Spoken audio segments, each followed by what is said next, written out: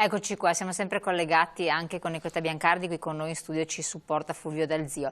Lei, scusi, l'avevo interrotta, mi stava dicendo che avete chiesto o già avuto un Che incontro? come organizzazioni sindacali unitarie, quindi CGIL, CISL e UIL, i confederali, sostenuti dal sindacato dei pensionati e naturalmente dalle categorie della funzione pubblica, abbiamo chiesto a gran voce una richiesta di incontro urgente con il presidente della Regione Veneto, quindi Luca Zaia, e anche con l'assessore Lanzarin, perché siamo molto preoccupati della situazione che si sta vivendo nelle case di riposo, ma anche nei presidi ospedalieri, dove, soprattutto nelle case di riposo, si è lavorato fin qui, non dappertutto, ma in larga parte anche senza dispositivi di protezione individuale, quindi mascherine, guanti, camici, eccetera. E chiediamo quindi che ci sia un controllo e un monitoraggio rispetto anche delle regole rispetto a questo, che anche gli operatori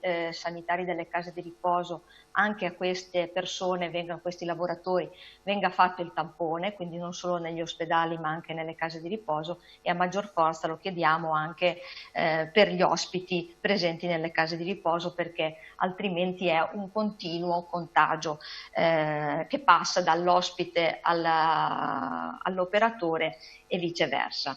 Teniamo conto che la popolazione anziana nel Veneto è di grande numero, è un numero molto importante. Abbiamo 30.000 anziani veneti che sono ricoverati, più di 30.000 anziani veneti che sono ricoverati nelle case di riposo, e da una parte stanno vivendo sicuramente l'impossibilità di incontrare anche i loro familiari, i loro cari, e quindi vivono ancora di più, diciamo, la solitudine, spesso anche possono cadere facilmente anche in depressione, oltre che la solitudine stessa. Inoltre anche teniamo conto che questa situazione si può trasformare in una vera e propria epidemia e tragedia certo, nella tragedia.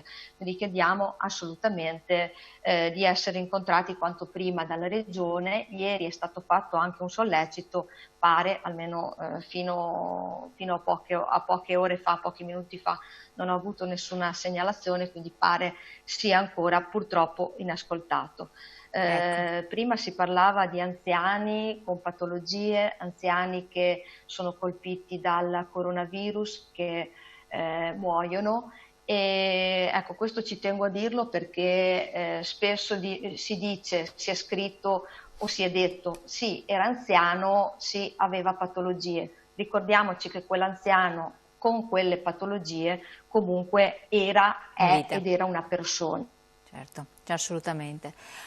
Sì, grazie segretaria, abbiamo un attimo un problema col collegamento, ci torniamo qua in studio subito con Fulvio Dal Zio. A questo proposito è importante sottolineare appunto questi aspetti, ci sono persone che per carità stanno bene di salute, anche molto molto anziani, e sono fortunati, a parte i soliti acciacchi, doloretti, vabbè, che quello è fisiologico con l'età, altri invece che sono più fragili di altri.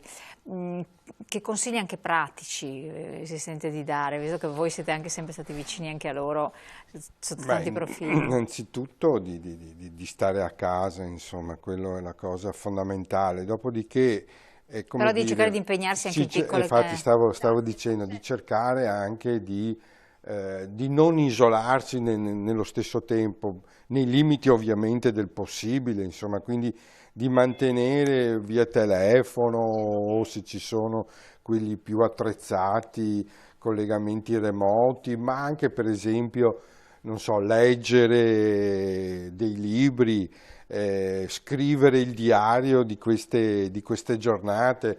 Noi come SPI stiamo pensando anche appunto di proporre iniziative di questa, le stiamo mettendo a punto, insomma, e poi le lanceremo, le faremo conoscere, insomma.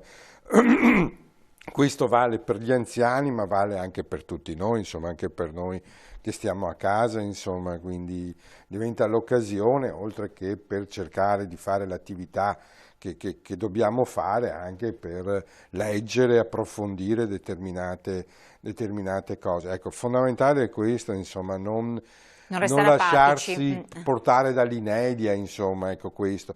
Restare comunque attivi, magari, non so, sperimentare nuove ricette,